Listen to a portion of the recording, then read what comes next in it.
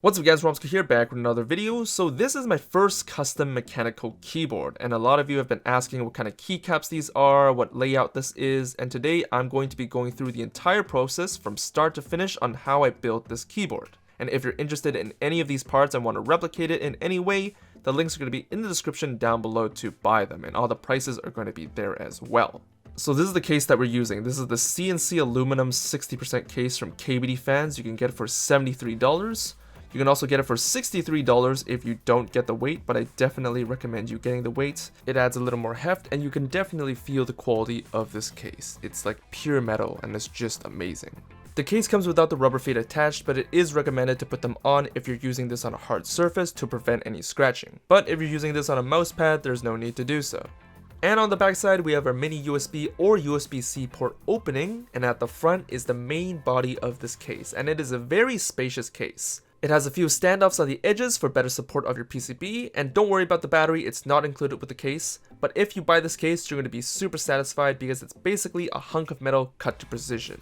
So this is the PCB that we use, and it's $55 on its own, and the reason it's so expensive is because it's hot swappable, it has RGB LEDs on every single switch, it has a Bluetooth chip, and it also has the configurable spacebar as I mentioned before. You can also get a plate and stabilizers for an extra $20, and that's why I also got that set up, because it's just a lot cheaper to do so, and like I said, I wanted the cheapest but the most high quality. So not only do we get the plate with this PCB, we also get a battery and these gateron stabilizers that are lubed from the factory. So of course I cleaned the stabilizers, clipped them, and re-lubed them myself for a more consistent feeling and sound. To start off this build, we first taped the battery onto the case that came with our PCB and plate combo, and then we're going to take these cables and plug it straight into the PCB so we can start delivering power. And now you have Bluetooth connectivity and RGB lighting. And now we put the PCB into the case, making sure that the USB port is actually sticking through the opening so that we can actually stick a cable inside, and making sure everything is okay and lined up. I usually put all the screws into their respective holes and then loosely screw them in so that I still have a little bit of wiggle room to adjust the placement of the PCB, and once the alignment is good, then I tighten the screws. Just a quick test with the USB-C cable and the port to make sure everything is connecting. LEDs look good, so let's move on. The PCB is in, but we're still missing one thing. See these big spaces here? This keyboard actually requires standoffs, and the PCB and plate combo also came with a case. So I took that plastic case, found where the standoffs were supposed to be, and cut them out so that I could actually glue them onto this case itself. The reason why we need to have these standoffs is because the spacebar portion of the plate is actually separate. And now that these standoffs are glued onto the case itself, you can now put on the plate portion of the spacebar. And without those standoffs, you will not be able to have your stabilizers, so it's definitely crucial to glue those standoffs in. Now that majority of the plate is now screwed in, we can now put in our spacebar portion, and of course we're going to be using our split spacebar. And thankfully, because of this layout, I don't actually have to screw in the 4 screws into the standoffs. I actually have 4 mounting points, and once the 4 switches are in their spots, there will be no wobble even when you're typing, so you don't need those screws. But this is only prevalent with the split spacebar configuration. This is because the traditional spacebar layout only has 2 mounting points, so it's going to be a little more wobbly without the screws. So the switches that we're using are gateron clears, but with a 50-gram spring. Initially, I was using 35-gram springs, so the stock spring, and it was fine, but then whenever I was resting my hands on the keyboard while not typing on the ASDF, I always ended up typing a few keys, and that is not what I wanted, so I ended up getting a bunch of gateron yellows and replaced the spring on all these gateron clears. So technically, these are all gateron yellows, but with the gateron clear stem. And now let's finally put in our switches.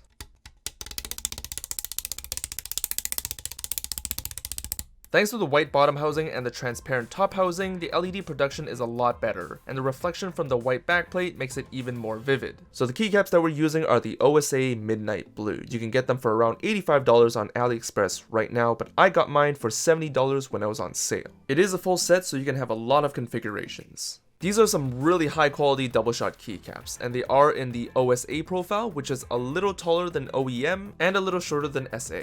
And unlike SA and GMK keycaps, these do not shine over time because they are PBT keycaps, and that is exactly what I was looking for.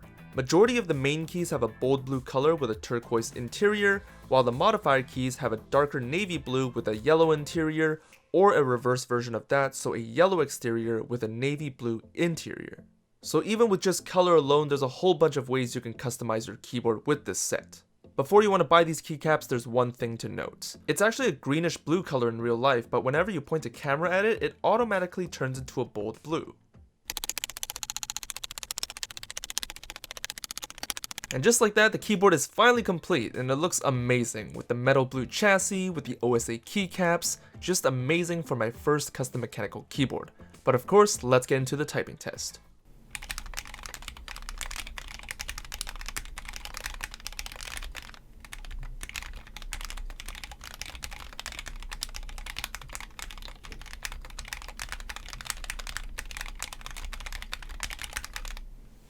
So when I was building this keyboard, my mindset was set on 5 things. The first one is that it had to be as cheap as possible with the highest quality, and that's pretty much the motto of this channel anyways. Cheap prices with high quality. That's why you see the metal chassis and the high quality keycaps. The second point was that I wanted this keyboard to be Bluetooth. I wanted the flexibility of having a wireless keyboard, whether I wanted to work at home or bring it outside. I could use an RK61 or an AM Pro 2, but I feel like using something that I'm comfortable with, something I custom built, would be a lot more appropriate if I were to bring it outside. Although it is a little more cumbersome, I still would prefer to use this outdoors if I could, and because it is a Bluetooth keyboard, I can.